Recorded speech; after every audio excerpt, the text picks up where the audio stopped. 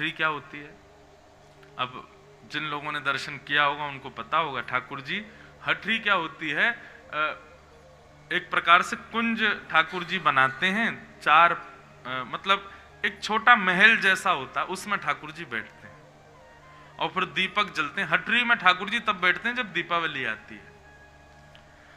अच्छा, हटरी का एक इतना सुंदर भाव है। हटरी का मतलब क्या है पता है? ठाकुर जी अपनी दुकान खोल के बैठते हैं नंद भवन के बाहर।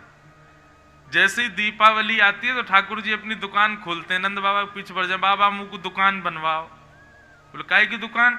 बोले कोई जलेबी बेच रहा है, कोई दिए बेच रहा है, कोई पटाखे बेच रहा है, कोई मिठाई बेच रहा है, मैं बेचूंगा। तो नंद बाबा बोले कहाँ बेचेगो?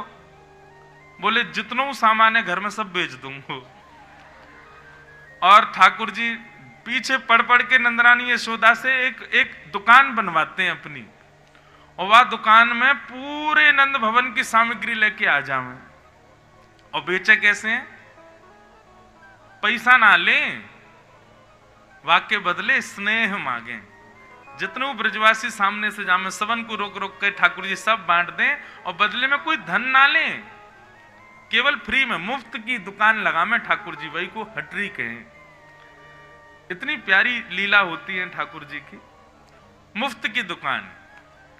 और वहां भीड़ लगे महाराज, पूरे गोकुल के लोग सब आ जाएं, सब मांगवे के काजे ठाकुर जी सब लुटा दें, और नंद बाबा यशोदा भी लाला को खूब संग दें, सब सामग्री लुटा दें महाराज। तो दीपावली को सब लोग इंतजार करें कि भैया लाला की दुकान पे चलेंगे, क्यों? लाला सब मुफ्त में देगो। एक बार कहा हो, वहां और भी दुकानें लगती, सारे दुकानदार सब आए नंद बाबा के पास, बोले बाबा तुम हमारी जो है का रोजी रोटी पे जो है का ऐसे आप लोग आक्रमण कर दे हो। नंद बाबा बोले कहा भयो? बोले लाला जो है का फ्री की मुफ्त की दुकान लगा ले और सब लोग यहीं ते ले लेके जामे, हम लोगों ते कोई कुछ खरीदे ही ना, हमारे घर ही ना चले।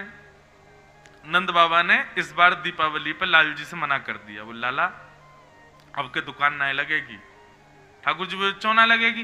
बोले वो दुकानदार सब कह रहे कि उनकी दुकान में कुछ बिके ही ना है, सब तोते ही लेके जामे, क्योंकि तुम मुफ्त में बांट दे। ठाकुर जी गए और जितने दुकान वाले एक आए उन सबन की सामग्री खरीद लाए और उन सबन को धन दिया है। बोले मैं बेच दूंगा, तुम लोग धन ले लो, लेकिन मेरी दुकान तो लगेगी।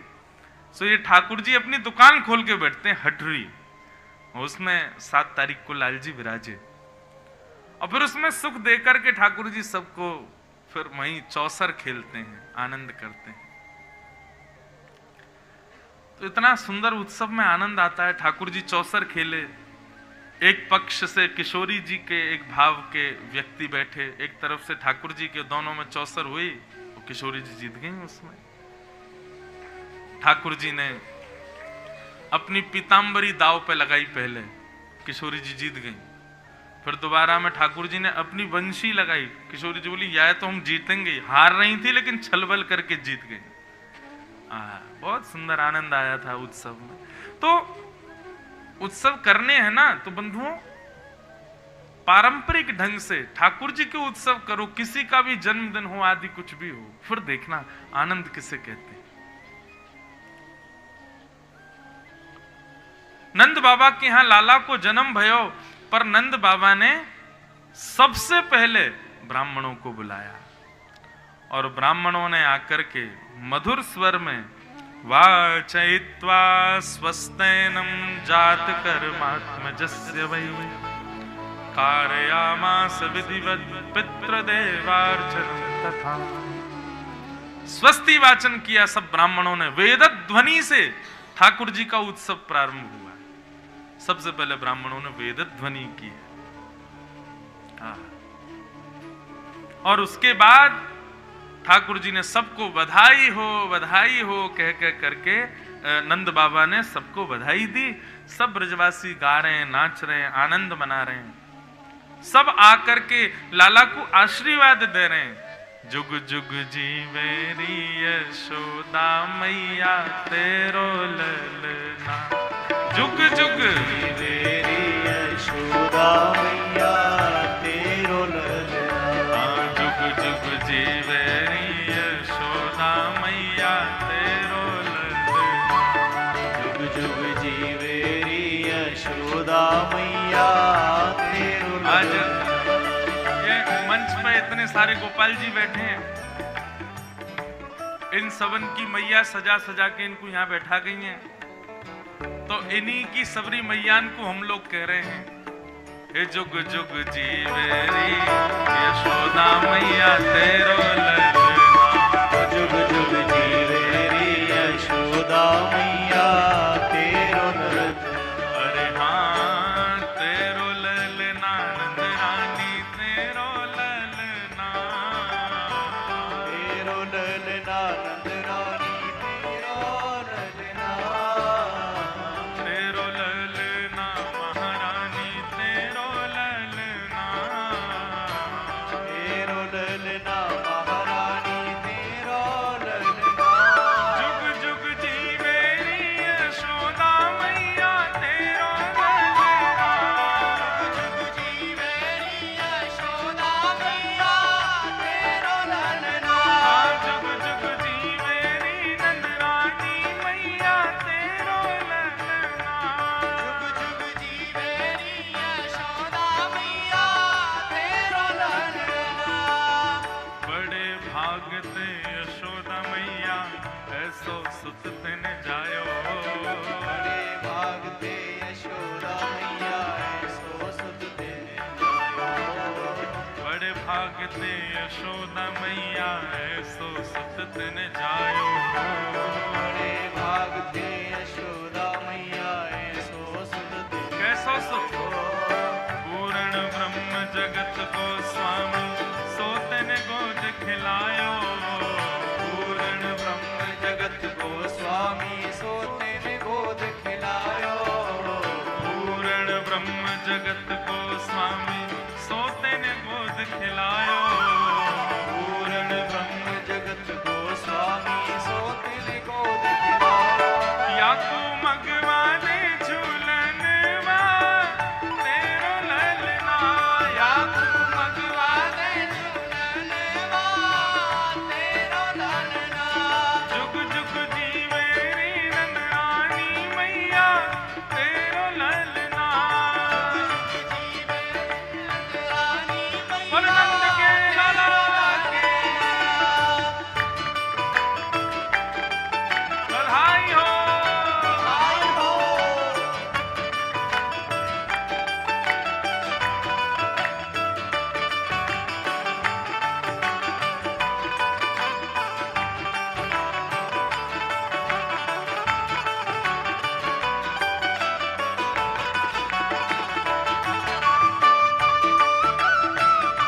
और नंद के लाला की।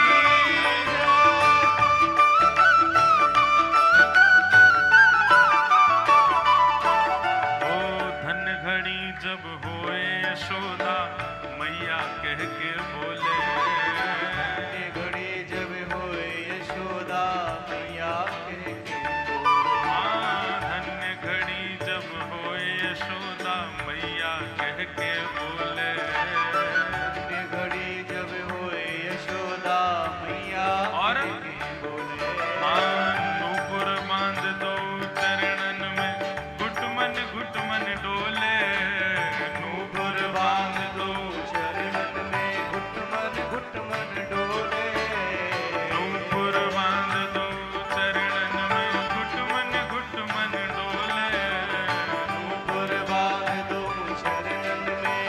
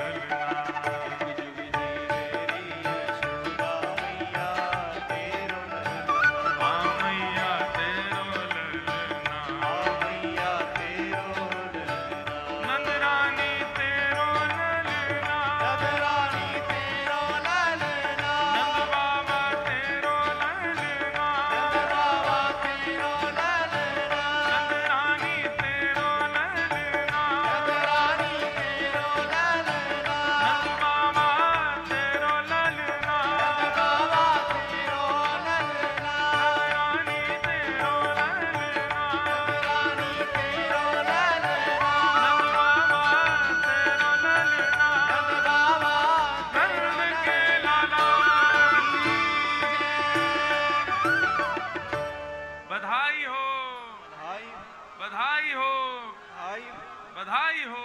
आई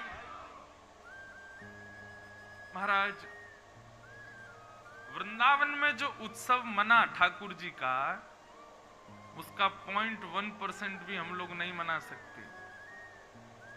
ऐसा वर्णन किया गया है कि महाराज देखो, नृत्य अच्छा कब होता है, नाचना अच्छा कब होता है? या तो कोई सीख करके नृत्य करे, परंतु कई बार सीखे हुए लोगों का नृत्य भी कभी कभी फीका लगता उन लोगों के आगे जो बस आनंद उत्सुक होकर के बस नाचने लगते हैं। ये भी विचार नहीं करते कौन क्या सोचेगा, बगल वाला क्या पूछेगा, ये लोग क्या देखेंगे, नहीं, इन सब का विचार ना करके बस नाचता है, उसका नृत्य श्रेष्ठ है। ब्रजवासियों की स्थिति ऐसी है। अब यहाँ 4 लोग उठते हैं, बाकी के लोग उनको देखते हैं, कैसे नाच रहे हैं, देखो। क्यों ऐसा विचार करने? देखो, हमारी तो मर्यादा है कि हम व्यासपीठ से उठ नहीं सकते। यदि हमको उठने की अनुमति मिल जाए तो आप लोग तो कुछ नहीं नाचते, हम ऐसा नाचे लाल जी के उत्सव में। तो नृत्य श्रेष्ठ कब? जब हम अभिमान शून्य हो जाएं, कौन क्या विचार करेगा। और समस्त ब्रजवासियों की स्थिति ऐसी हो गई। ब्रजवासियों को यह नहीं लग रहा है कि नंद बाबा के लाला भयो हम क्यों नाचें। अरे नहीं भैया, हमारी लाला भयो है, सब नाच रहे हैं। अवाद्यंत विचित्राणि वादित्राणि महोत्सवे। महाराज, इतना आनंद भर गया ब्रजवासियों में। कल मैं बता रहा था ना कि नंद बाबा अटारियों पर चढ़ के लुटावे और ब्रजवासी लूटे नहीं, ऐसे पकड़ करके पीछे लुटावे। मतलब नंद बाबा ने जितना लुटाया एक भी ब्रजवासी के पास नहीं गया, सब ब्रजवासियों ने भी लुटा दिया पीछे की ओर, कोई अपने पास नहीं रख रहा है। हमारी आपकी तरह नहीं दूसरे के भी छीन के भाग रहे, ये मुझे दे रहे थे महाराज, जितने ने बीच में हाथ लगा दिया, नहीं, सब एक दूसरे को बांट रहे हैं। और स्थिति ये हो गई भैया, 6 महीना तक नंद बाबा लुटाते ही रहे, लुटाते ही रहे, लुटाते ही रहे। अब तो ऐसी स्थिति हो गई कि लोगों के घर भर गए, जेब भर गई, अलमारियां भर गई, जगह ही नहीं बची, कहां रखें सामान, इतना लुटा रहे नंद बाबा।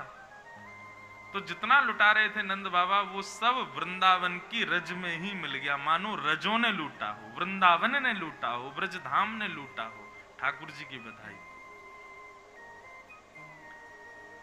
अद्भुत, वर्णन का विषय नहीं है। भगवान कृष्ण के जन्मोत्सव के उत्सव का वर्णन नहीं किया जा सकता है। जो वर्णन यहां पर किया गया है वो समझने का विषय ही नहीं, परे है, हमारी सोच से परे बात। अवाद्यंत्र विचित्राणि, इसके पीछे मैं कभी कभी उदाहरण देता हूं कि भैया उत्सव चल रहा है, वाद्य बज रहे हैं, वाद्यों की अवधि होती है, 2 घंटा बजेंगे, 4 घंटे बजेंगे, 10 घंटे बज जाएंगे, 1 आध 2 दिन बज जाएंगे, लेकिन 6 महीना तक कौन सा वाद्य बजेगा?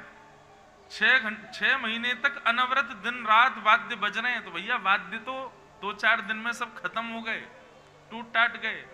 उसके बाद क्या बज रहे हैं? बोले विचित्र विचित्र वाद्य बज रहे हैं, थाली बज रहे हैं, कांसे बज रहे हैं, ढोल वगैरह तो बचे नहीं, तो दीवारी पीट रहे हैं लोग, जमीन ही बजा रहे हैं, एक दूसरे की कमर पे तबला बजा रहे हैं, खोपड़ी पीट रहे हैं। इस प्रकार मुंह से विचित्र विचित्र आवाज निकाल लें। अवाद्यंत्र विचित्राणि वादत्राणि महोत्सवे। बस उत्सव रुकना नहीं चाहिए। 4-4, 10-10 लोगों के झुंड बन गए और आपस में सब बैठ बैठ करके केवल बधाइयां गा रहे हैं, कान पे हाथ धर धर के, सब चारों ओर से घेर रखा है नंद भवन को। वो स्थिति विचार करते हैं, कभी सोचते हैं तो लगता है कैसी रही होगी।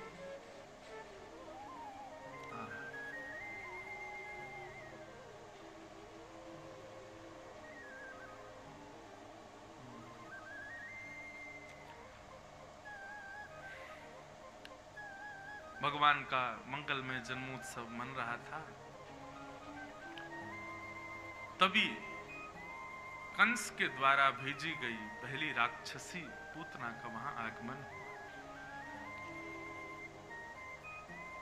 बंधुओं,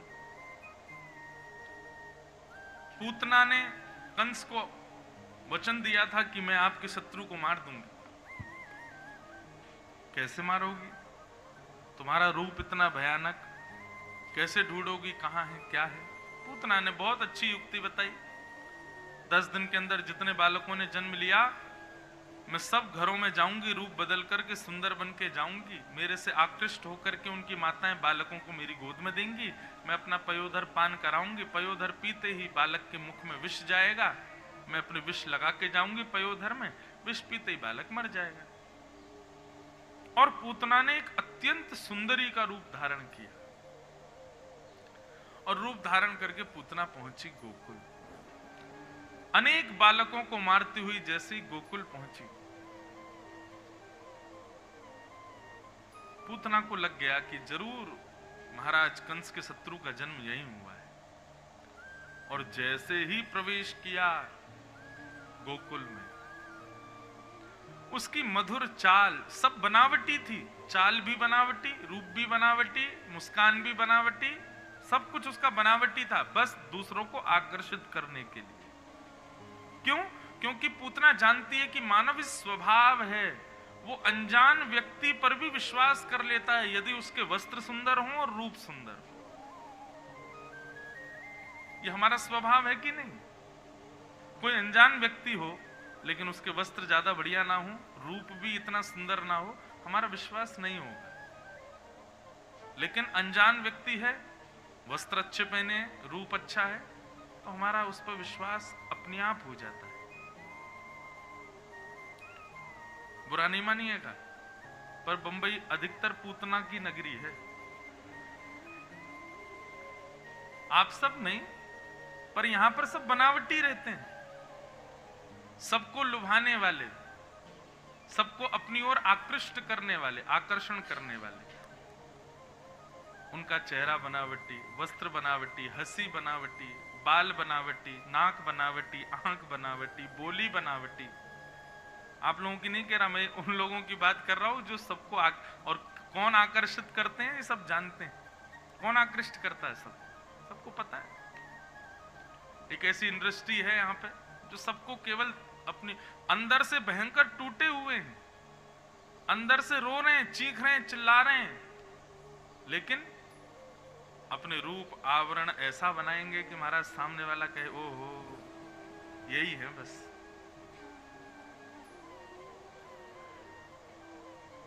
तो सब बनावटी था पूतना का, कुछ भी वास्तविक नहीं था। कई बार वास्तविक रूप में आ भी जाते हैं तो लोग उनको पहचान ही नहीं पाते, ये वही है। ओ मेरा अभिप्राय मेकअप से मत लेना आप लोग, सौंदर्य जो बाह्य लगाते हैं उससे नहीं। हम अपने विषय पे ही चलें। तो पूतना को देख के सब मोहित हो गए। पूतना को देखना तो बहुत दूर की बात है, पूतना की जो गजगामिनी चाल थी, उस चाल में भी उसके नूपुरों की जो छम छम छम, एक समय की अवधि पर आने वाली उसकी नूपुरों की जो ध्वनि थी ना, उस पर भी ग्वाले मोहित हो गए।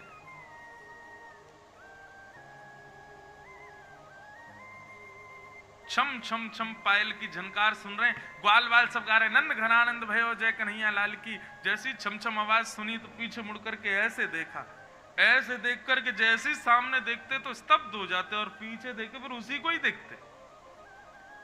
नूपुरों की ध्वनि देखो, गजगामिनी चाल देखो, इसकी मनोहर नेत्र देखो, नाक देखो, मुस्कान देखो, सब मोहित हो गए पूतना के ऊपर। कितनी सुंदर।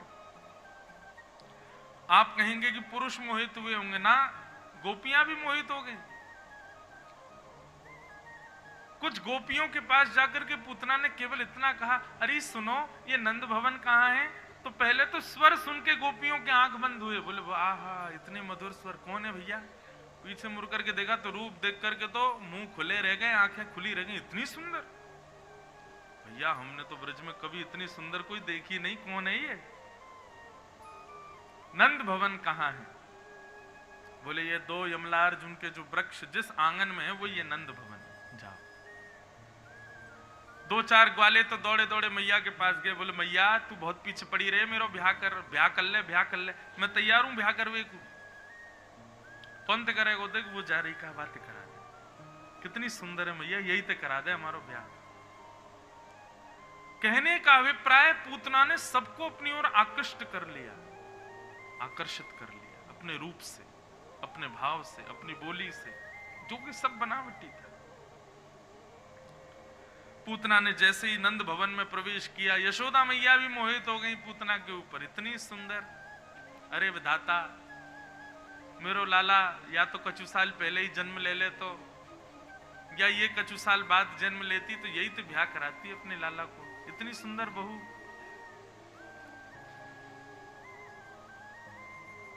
हमारा स्वभाव है बंधु, हम रूप और वस्त्र इनको प्रधानता ज्यादा देते हैं।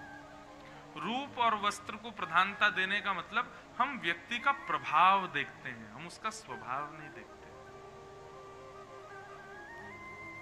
और यहीं पर हम संबंधों में मात खा जाते हैं। किसी का प्रभाव रुचिकर लगे, देखो प्रभाव से ना ही ब्याह करो, प्रभाव से ना ही मित्र बनाओ, और प्रभाव से ना ही गुरु बनाओ। इन 3 चीजों में प्रभाव को प्रधानता मत देना। पहली बात, मित्र को प्रभाव देखकर नहीं बनाना। पत्नी और पति, अपना जीवन संगी, उसका भी प्रभाव मत देखना।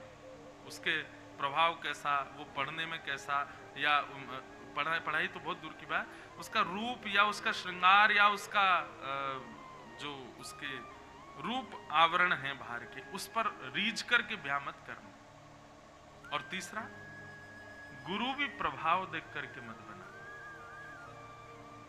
इन 3 संबंधों में स्वभाव को प्रधानता दो।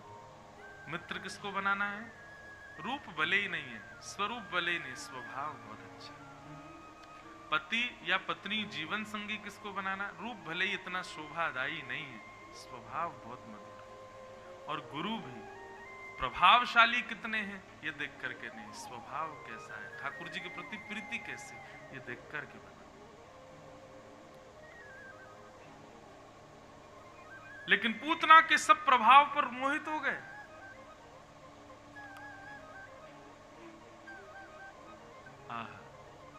इतने में ही कुछ सखियां आई, आकर के नंदरानी को बोली कि चलो बाहर कुछ करना है, कोई पूजा करानी है लाला के लिए। तो यशोदा मैया बोली अब कैसे जाऊं, लाला तो अभी सोयो है। पूतना बोली मुझे दे जाओ। और मैया को इतना विश्वास कि यशोदा मैया ने लाला को दे दिया और चली गई। अब देखो अब हुआ क्या, जिसके रूप पर, जिसकी चाल पर, जिसकी बोली पर, जिसके एक एक अंग पर सब मोहित हो गए, ठाकुर जी ने उसकी गोद में जाके आंखें बंद कर ली। आंख तो बंद करी ऊपर से हाथ और रख लिए यूं। 6 दिन के ठाकुर जी।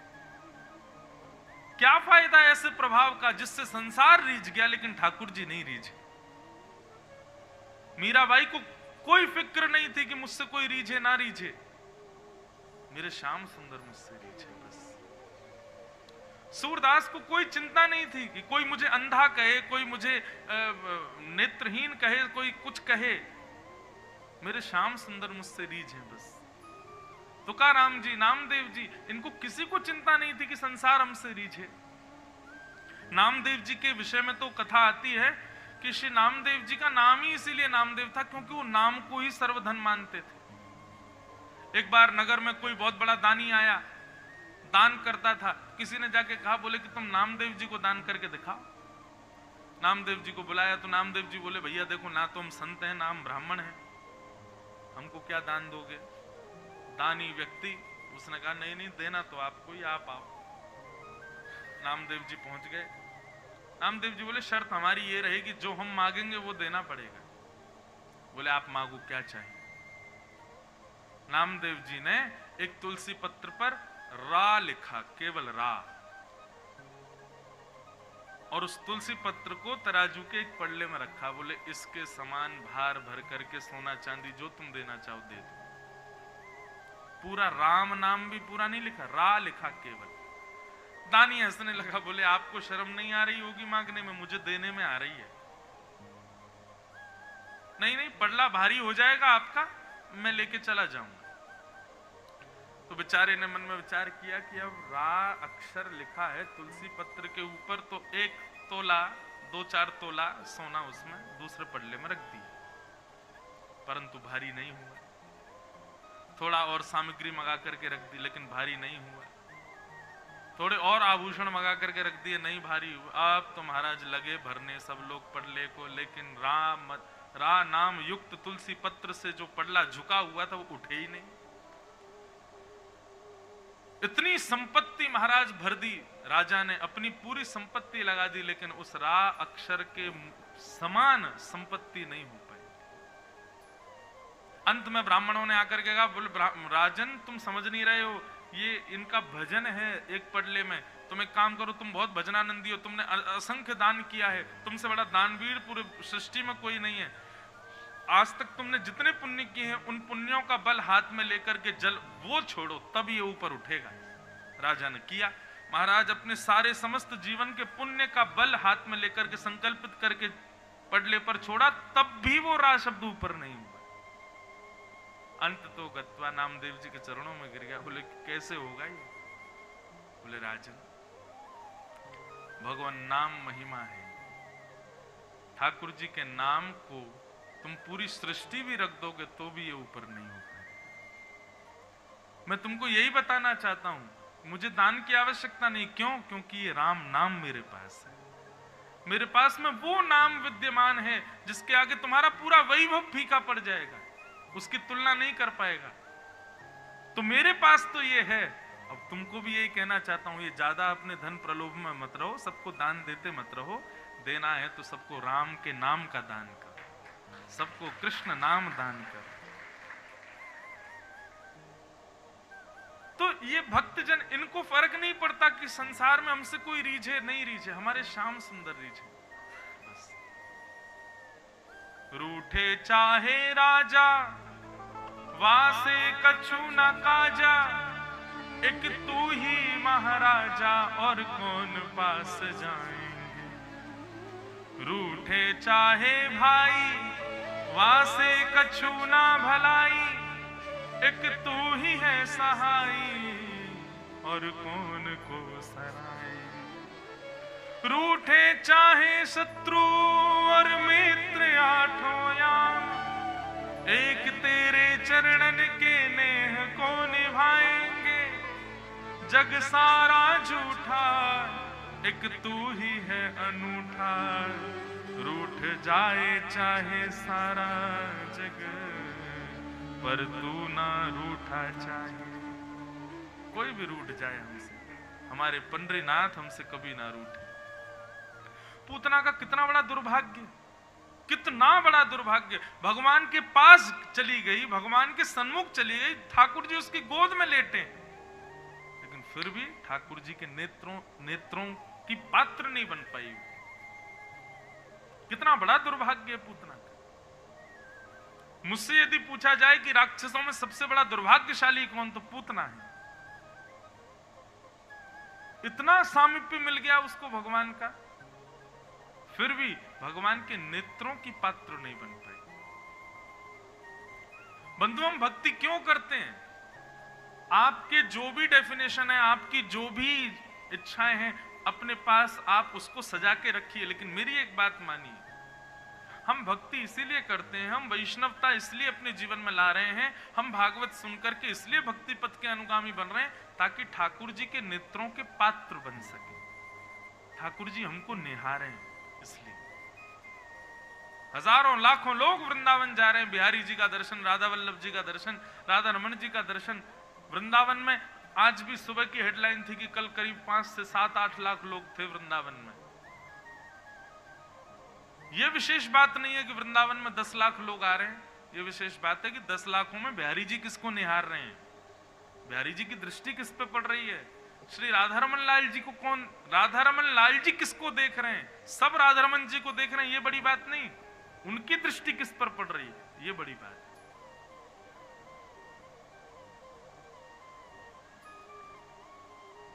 पंडरीनाथ महाराज का दर्शन करने हजारों लोग जाते हैं, लेकिन पंडरीनाथ किसकी प्रतीक्षा में खड़े हैं, ये बड़ी बात है। पूतना का दुर्भाग्य, भगवान उसको देख नहीं रहे, इतने समीप होकर के भी। तो पूतना के इस प्रसंग से हमने क्या सीखा कि भैया ठाकुर जी के सन्मुख जाने का सबको अवसर मिलता है, कहीं हम पूतना बन के तो नहीं जाते। और पूतना ने गलतियां क्या की? बहुत सारी गलतियां हैं पूतना की, लेकिन कुछ गलतियां ऐसी हैं जो हमको भी नहीं करनी है। सबसे पहली गलती पूतना की क्या है? सबसे पहली गलती पूतना की है कि पूतना आई है, ठीक है राक्षसी है, भगवान को मारने आई है। कितने राक्षस आते हैं भगवान के पास, लेकिन पूतना ने गलती क्या की? जितने भी ब्रजवासी भगवत भजन कर रहे थे, जितने भी ब्रजवासी ठाकुर जी का नाम जप कर रहे थे, जितने भी ब्रजवासी भगवान का उत्सव मना रहे थे, उन सबको अपनी ओर आकर्षित कर लिया। वैष्णव कथा सुन रहा है, भजन कर रहा है, कीर्तन कर रहा है, अपने ठाकुर जी को याद कर रहा है, और उस बीच में यदि आप बाधक बन रहे हो तो ठाकुर जी आपको भी नहीं निहारेंगे। इसलिए बंधुओं, कभी भी कोई भजन में व्यस्त हो, भगवत सेवा में लगा हो, भगवत स्मृति कर रहा हो, कथा सुन रहा हो, आप बाधा मत बनिए, क्योंकि यदि आप बाधक बने तो आप पूतना हो। कई लोगों को मैं देखता हूं मंच से, यहां की बात नहीं है, कहीं भी वो लोग कथा में इतने व्यस्त रहते हैं, इतना आनंद रहता है उनको कथा सुन रहे होते, लेकिन अगल बगल वाले उनको पोक ही करते रहते हैं, उनको छेड़ते रहेंगे, कोई ना कोई बात बोलते रहेंगे। व्यास जी तो बढ़िया है, चुटकुल्ला तो सुनाते नहीं कथा में, व्यास जी तो बढ़िया, भजन तो गा ही नहीं रहे, इतनी देर हो गई, ऐसा कुछ गा ही नहीं रहे जिसपे हम नाचें। ऐसी ऐसी बातें करके जो दूसरों को कथा सुनने से रोकते हैं, वास्तव में वो पूतना ही है। ठाकुर जी उनको देखेंगे नहीं। कई लोग मंदिर जाते हैं, मैं वृंदावन रहता हूं ना, तो मैं मंदिर जाने का समय ऐसा रखता हूं कि ज्यादा भीड़ ना हो। क्यों? क्योंकि अब क्या है कि हम कथा करने लग गए, लोग बाग जानते हैं, तो मंदिर में ठाकुर जी के सामने हम पहुंचे तो फिर सब लोग फिर प्रणाम करते हैं, वंदन करते। अब उनकी प्रणाम नहीं लो तो बुरा लगता है, प्रणाम लो तो फिर ये लगता है ठाकुर जी यूं कहेंगे दारी के आगो यहाँ पे मोए प्रणाम करवावे की जगह खुद प्रणाम करवा रहा है, तो बड़ा विचित्र लगता है। तो इसलिए मैं अधिकतर या तो शयन कर रहे हो ठाकुर जी तब जाता हूं, या सुबह सुबह मंगला में 4 बजे, ताकि उस समय ज्यादा लोग पहचाने ना। और थोड़ा हुलिया बदल के जाते हैं, थोड़ा बदल के अपने आप को, ताकि लोगों को ज्यादा पता नहीं चले कौन है, उससे फायदा रहता। लेकिन कई लोग ऐसे मैंने देखे मंदिर में, वो ऐसे बन के जाएंगे या फिर अपना ऐसा प्रभाव बिखेरते हुए जाएंगे कि सबकी नजर उन पे ही चली जाती, राधारमन जी को कोई निहारता नहीं। मुझे फिर मन में ये आता, देखो आ गई पूतना, देखो सबको अपनी ओर आकृष्ट कर लिया। ऐसी कथाओं में भी यदि कोई विघ्न डालता है,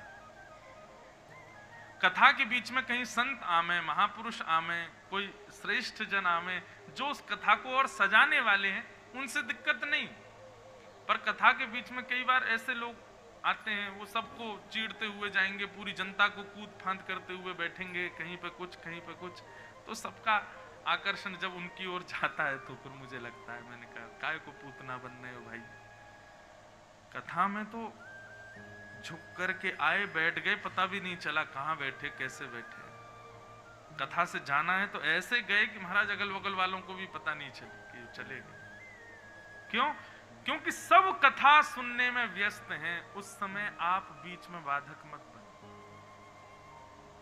क्योंकि ठाकुर जी से जब स्नेह प्रारंभ होता है ना वैष्णव का, तब ठाकुर जी भी उससे स्नेह करने लगते हैं, और बीच में कोई बाधक बनता है तो फिर नाल जी ठाकुर जी को वो प्रिय नहीं। तो पहली गलती क्या है पूतना की, कि पूतना ने, ठीक है तुम जैसी भी बन के आई, रूप बदल के आई, सबको अपनी ओर आकृष्ट क्यों किया तुमने? केवल विश्वास जगाने के लिए कि सबका मुझ पर विश्वास हो जाए कि मैं अच्छी हूं, मैं बुरी नहीं हूं। इसमें एक बात और आती है बंधुओं, कई बार लोगों के बीच में यह सिद्ध करने के लिए कि हम भक्त हैं, हम कई बार भक्त होने का आडंबर करते हैं, नाटक करते हैं।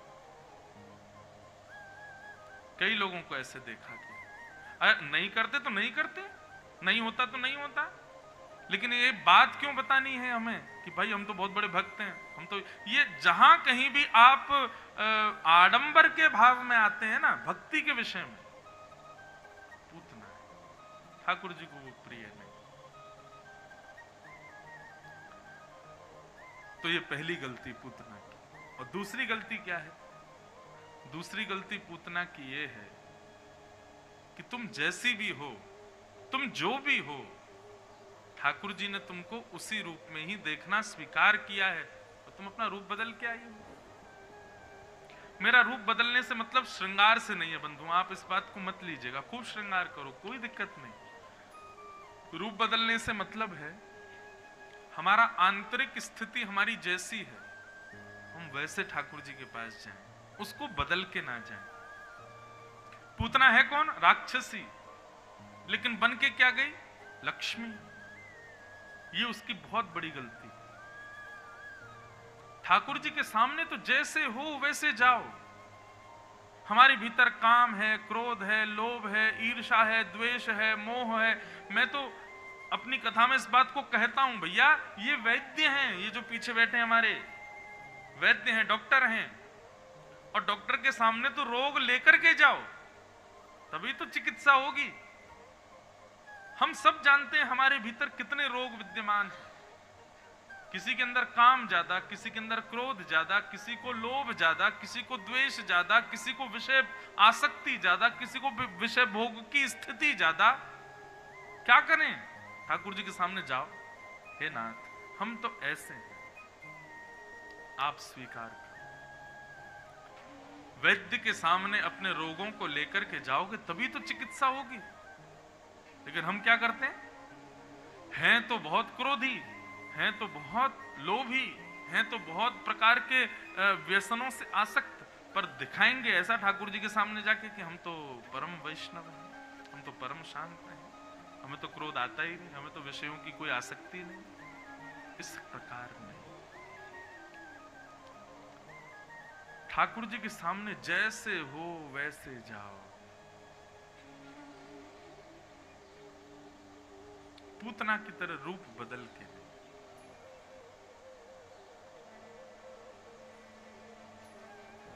पूतना गई,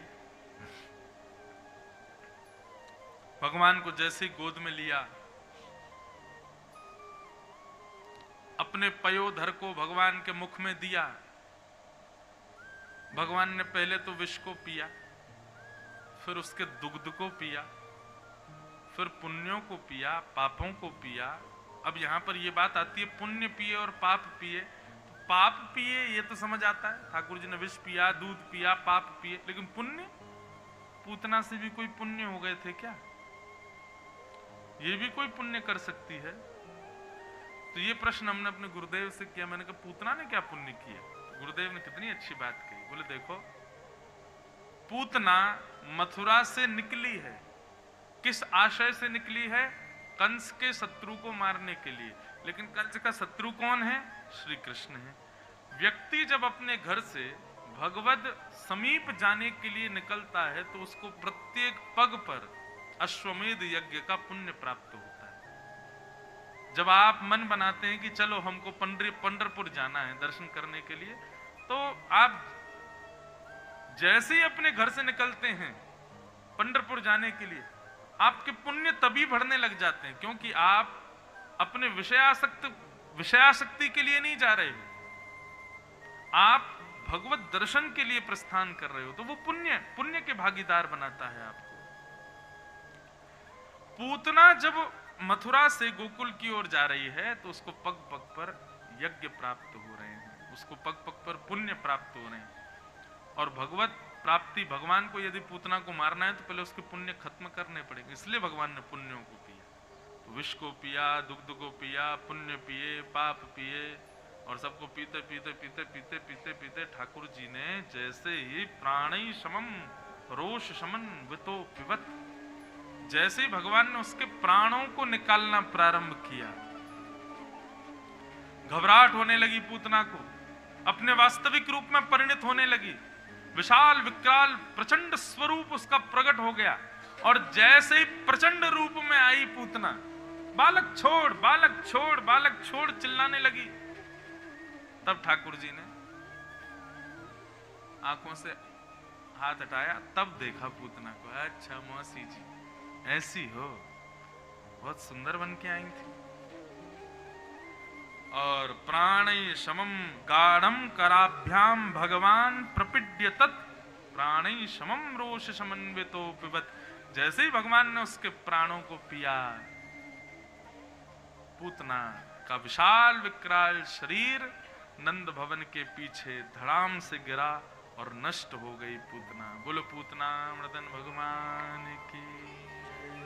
देखो भगवान ने कब उद्धार किया पूतना का? जब वो अपने रूप में आई।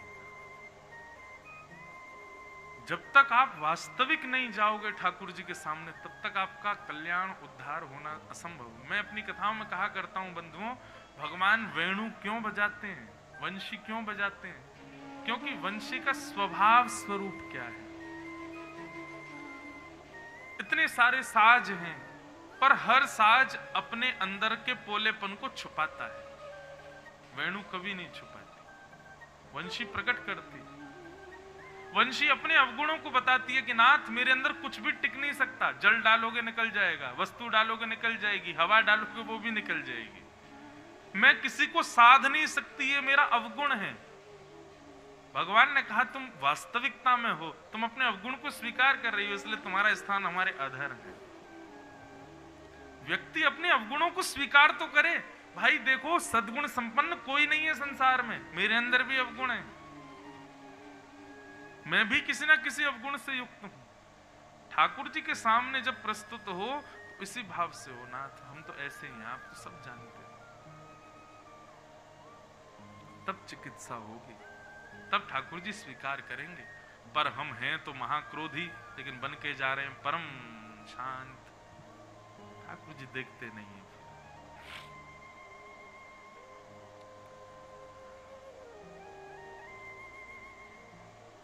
भगवान ने पूतना का वध किया,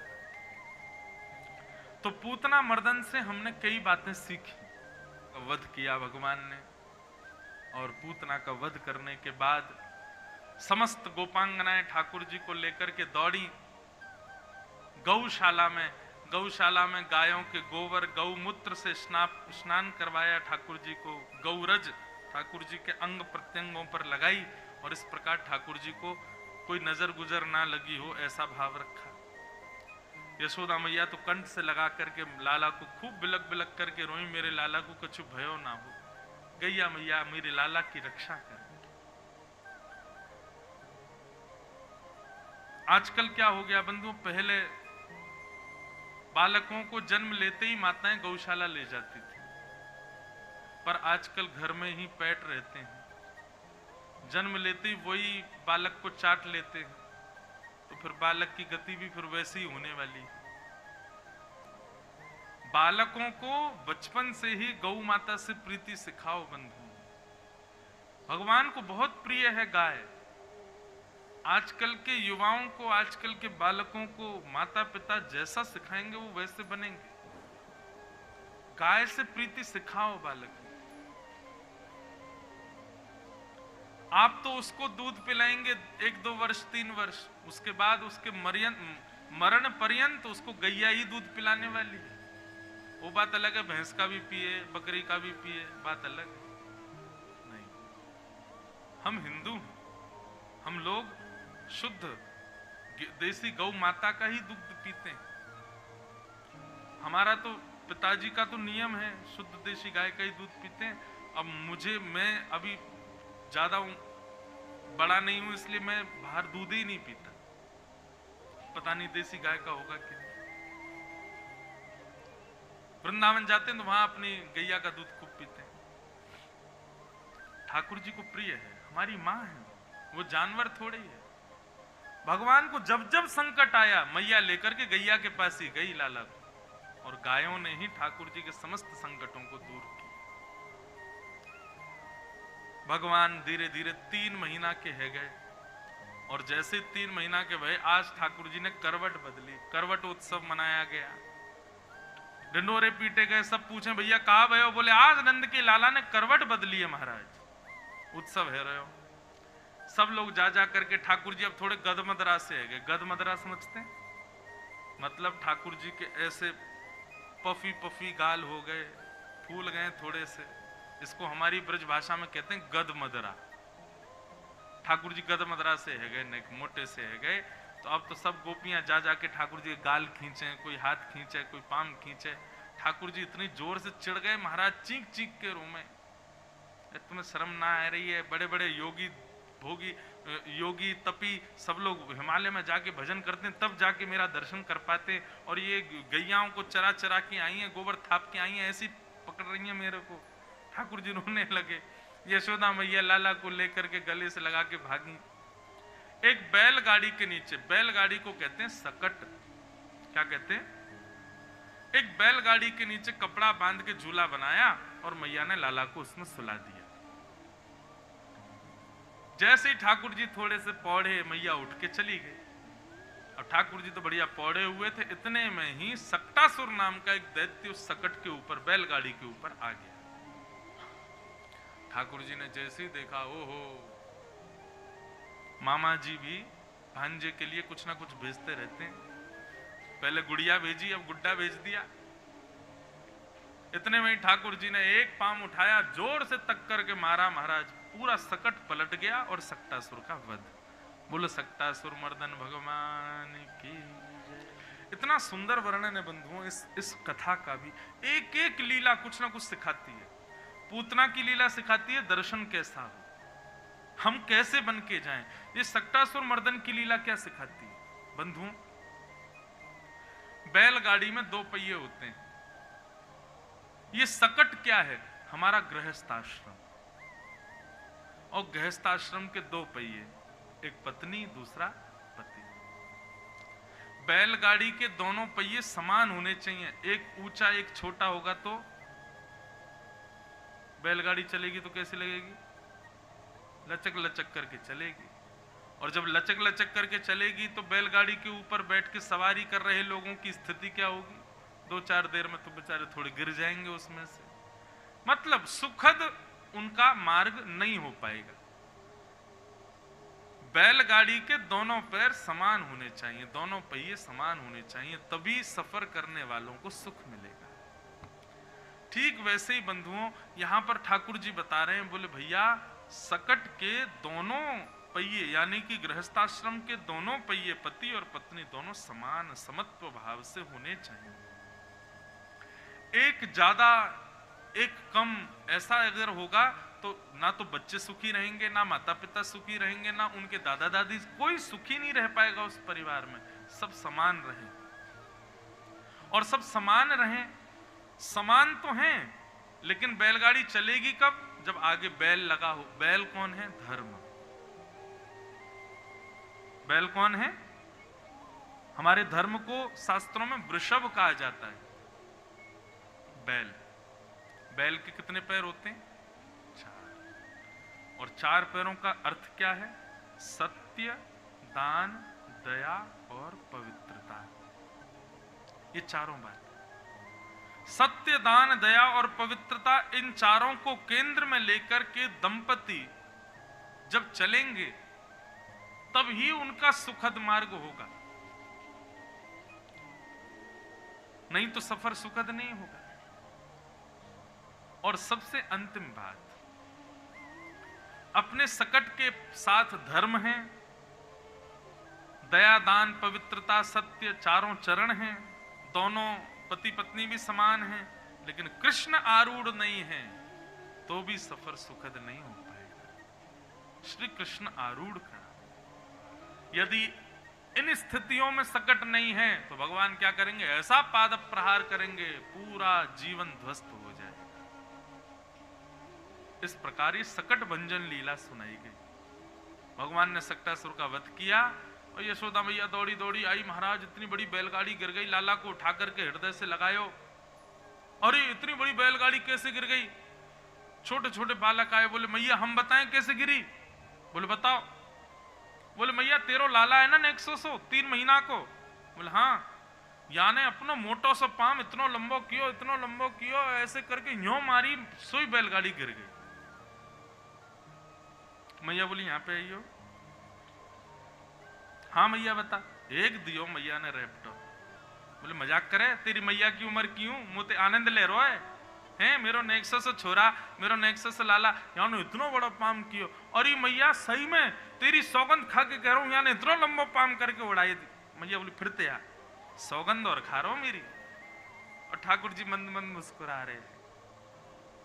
मैंने पूतना मार दी, मैंने सक्टासुर मार दियो, लेकिन मैया को अभी भी ये भरोसा ना है कि मेरो लाला मारे। उनको ये मेरो लाला तो छोटो सो है, मेरो लाला तो सुकोमल है, मेरो लाला तो हृदय को तारो है, ये तो बहुत कोमल है, ये कहां से कर देगो। देखो आज की कथा में गौर करना बंधु, ठाकुर जी सारी ऐश्वर्य लीलाएं प्रकट कर देंगे, लेकिन ब्रजवासियों को विश्वास ही नहीं होगा कि ये ईश्वर है। और यही कारण है भगवान का ब्रजवासियों से प्रेम, क्योंकि ब्रजवासी भगवान के प्रभाव को स्वीकार नहीं कर रहे हैं, ब्रजवासी भगवान के प्रभुत्व को स्वीकार नहीं कर रहे हैं, ब्रजवासी भगवान के भगवनत्व को स्वीकार नहीं कर रहे हैं। इसलिए भगवान ब्रजवासियों से बहुत प्रेम करते हैं। हम कुछ भी कर लें, लेकिन ये मेरे को सदा प्रेमी ही मानते हैं। गर्गाचार्य जी ने भगवान का नाम कृष्ण रखा और बड़े भैया का नाम राम रखा, पर बल की अधिकता होने की वजह से बलराम पड़ा। ठाकुर जी का नामकरण हुआ। अब यहां पर भी आता है कि श्री गर्गाचार्य जी महाराज मैया से बोले मैया एक बात कह जाऊं। बोले कहो। बोले तुम्हारा लाला साधारण ना है। क्यों? मेरे लाला के 4 हाथ हैं,